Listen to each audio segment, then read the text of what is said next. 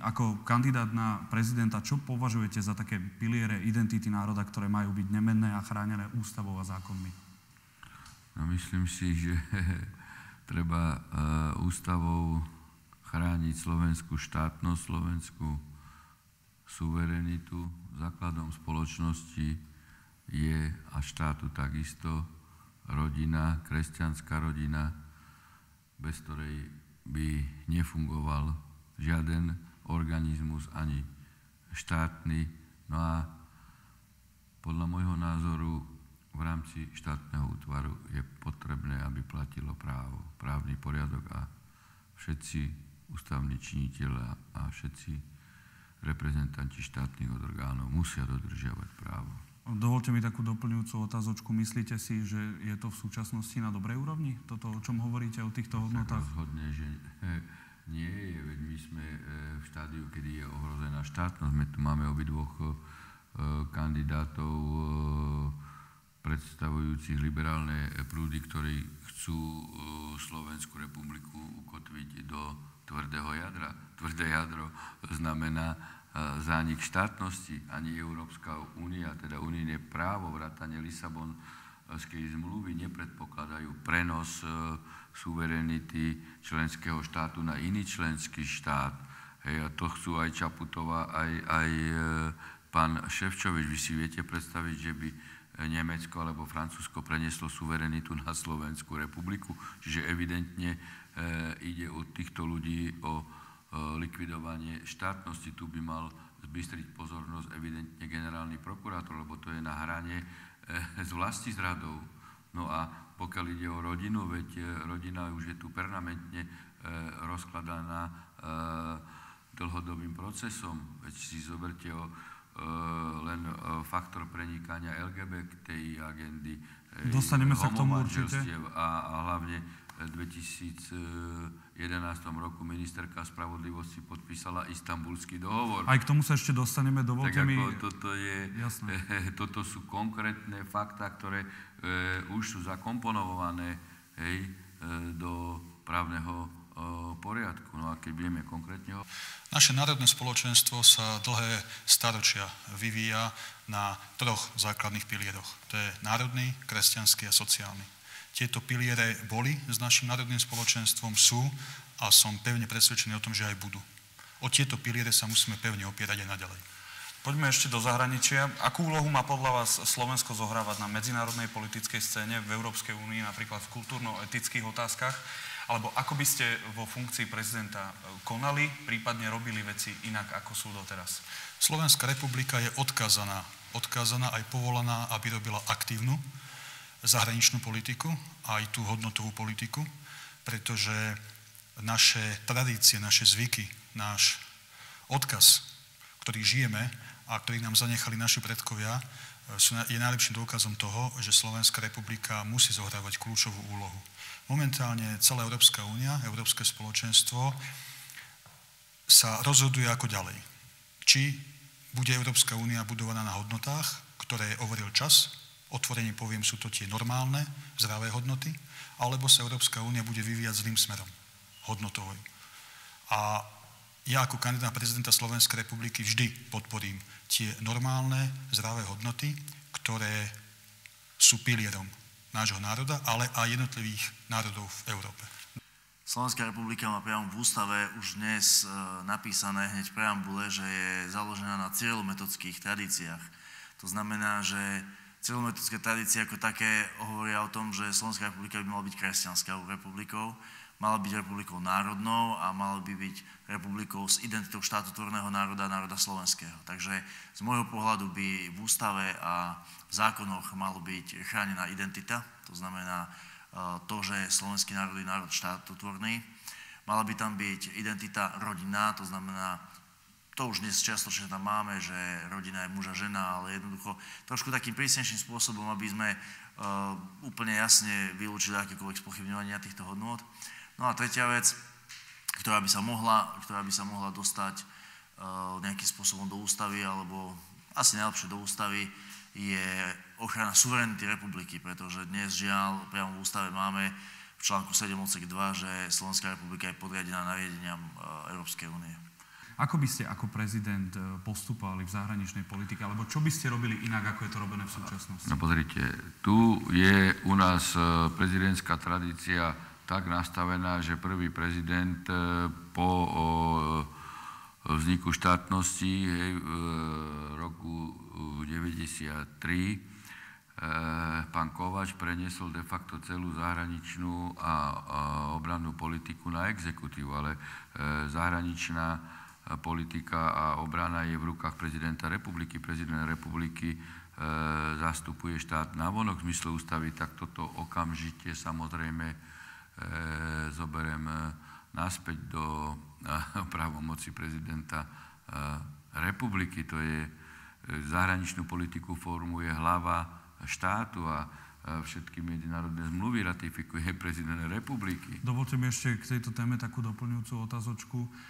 Nemyslíte si, že to vplýva zle aj na vonok? Teda ten slovenský postoj, že na jednej strane tu máme nejaké ministerstvo zahraničných vecí, na druhej strane vidíme iných ústavných činiteľov, ako idú takou nejakou vlastnou cestou? No samozrejme, že tá nejednota vytvára zlé svetlo v zahraničí. Preto moja predstava je úplne jasná.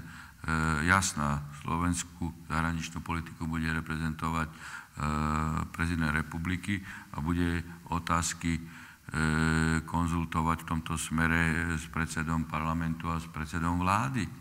Minister zahraničia samozrejme tiež bude participovať iba v tých intenciách. Čiže ste za jednotný postoj? No samozrejme, ale Slovenskú republiku navonok reprezentuje prezident Slovenskej republiky, čiže výstupy v zahraničnej politike s konečnou platnosťou sú výstupy idúce z prezidentského úradu.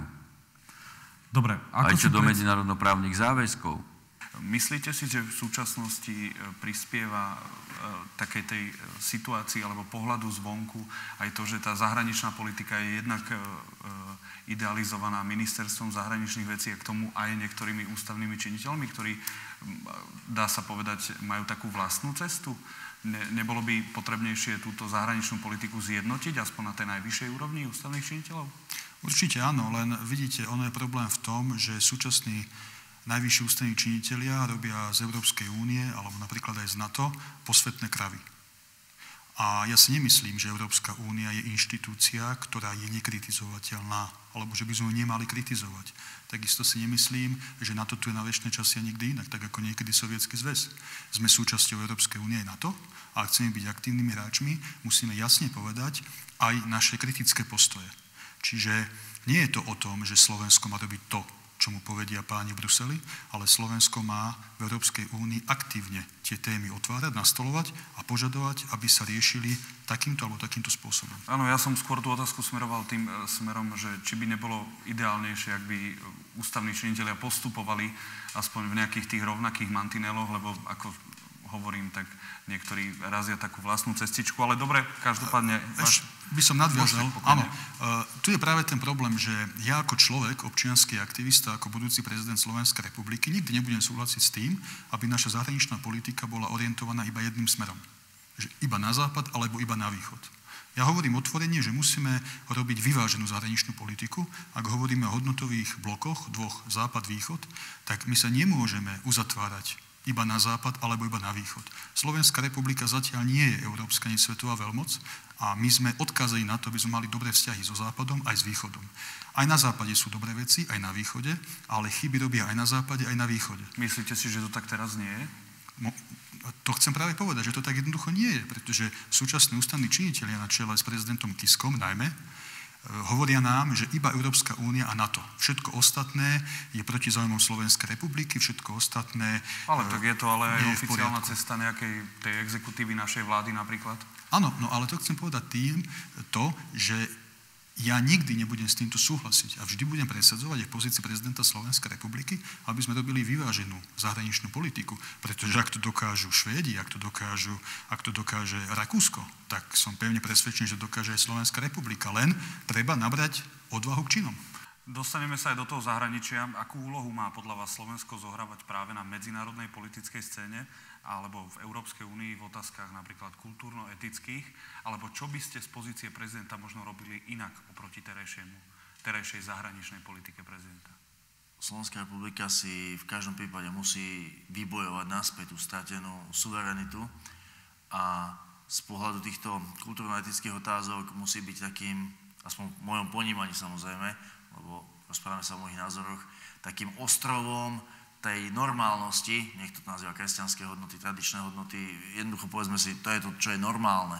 Čiže tie veci, ktoré boli postaročia pre Európu typické, že boli normálne rodiny, že ten národ držal spolu, že jednoducho budeme príkladom, alebo ešte lepšie povedané, kontrapríkladom toho, čo sa dnes deje v západnej Európe, celej tej dekadencii, celom tomu rozbíjaniu národov, štátov, rodín, tých tradičných spoločenstiev. A možno, že práve preto, že sme postavení na tej cyrilometodickej tradícii, tak sme na to nejakým spôsobom predurčení. Dám vám doplňujúcu otázočku ešte v tej zahraničnej politike. Ako podľa vás je vnímané v súčasnosti Slovensko, že na jednej strane tvorí zahraničnú politiku ministerstvo zahraničných vecí, potom ústavní činitelia majú také vlastné chodničky, by sa dalo povedať. Ako nezhoršuje to obraz Slovenska v pohľade zahraničia? Či už doľava, doprava, na východ, na západ? No, prezident republiky má najsilnejšie kompetencie práve v zahraničnej politike. Ja by som určite chcel byť v tejto otázke aktívnym, ale čo sa týka všeobecnej orientácie Slovenskej republiky, ja som za to, aby Slovenská republika spolupracovala vyvážene so všetkými krajinami sveta. Bez ohľadu na to, na ktorej sú svetovej strane, bez ohľadu na to, aké sú ich záujmy, my si musíme hľadieť a sledovať najmä teda naše národno-štátne záujmy. A dnes, musíme si to priznať, je situácia taká, že sme jednostranne o mnoho viac orientovaní na ten západ. Takže možno trošku viac rozšíriť spoluprácu s Ruskou federáciou. Jednoducho tak, aby sme si mohli povedať, že od každého toho suseda, od každého toho priateľa si zoberieme to najlepšie.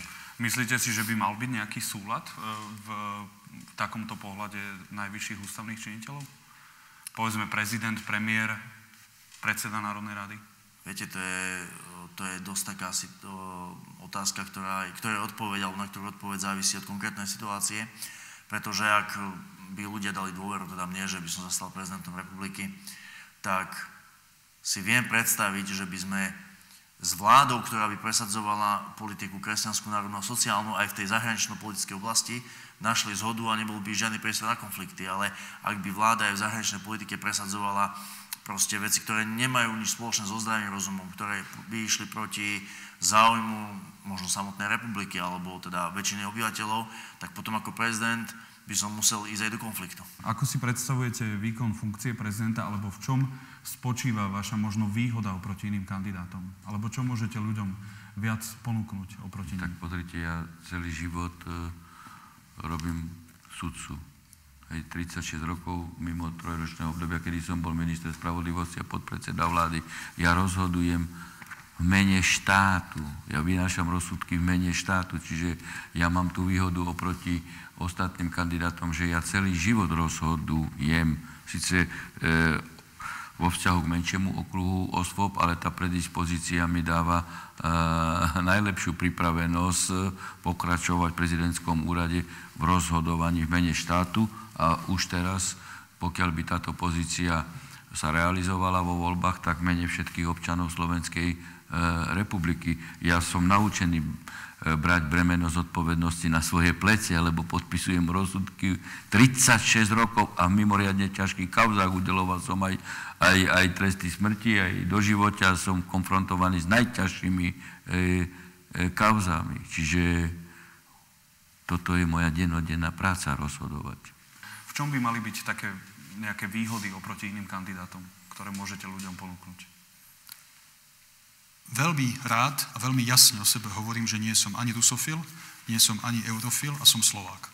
A tým chcem povedať to, že vždy budem presadzovať v prvom rade záujmy občanov, Slovákov a Slovenskej republiky, doma aj v zahraničí.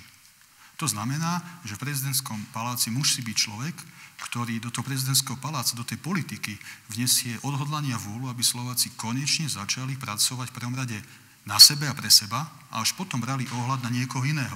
Všetky národy a štáty v Európe, vo svete robia takúto politiku a je to úplne v poriadku, je to úplne normálne a nevidím najmenší dôvod, prečo my Slováci by sme mali v tomto vajatať a mali by sme sa toho hanbiť. Toto nie je dobrá cesta. Momentálne sme podnájomníkmi mediálnymi, ekonomickými a politickými vo vlastnom štáte a to musí skončiť. Ako si predstavujete výkon funkcie prezidenta v prípade vášho zvolenia, alebo v čom by mohli byť výhody vášho pôsobenia oproti iným kandidátom? Určite chcem byť aktívnym prezidentom, určite chcem aktívne využívať všetky kompetencie, ktoré ako prezidentovi poskytuje teda článok 102 Ústavy Slovenskej republiky. A chcel by som byť takým hlasom tých normálnych ľudí s ich problémami, jednoducho hlasom, ktorý z najvyššej štátnej úrovne vystúpi v parlamente, vystúpi vo vláde a povie, začnite už konečne riešiť veci, ktoré tu už dávno vyriešené mali byť, lebo po 25 rokoch tu stále máme existenčné problémy rodín, stále tu máme nezamestnanosť, stále tu máme bezdomovcov, stále tu máme nevyriešenú bytovú otázku, mnohé iné veci, však nemusíme to tu všetko vymenovávať. Ale v čom som iný? Iný som možno ako tí ostatní kandidáti v tom, že som nikdy nebol spojený so žiadnou predošlou vládou, s absolútne žiadnou. A veľmi aktívne som bol prenasledovaný za svoje politické názory a svoju politickú činnosť.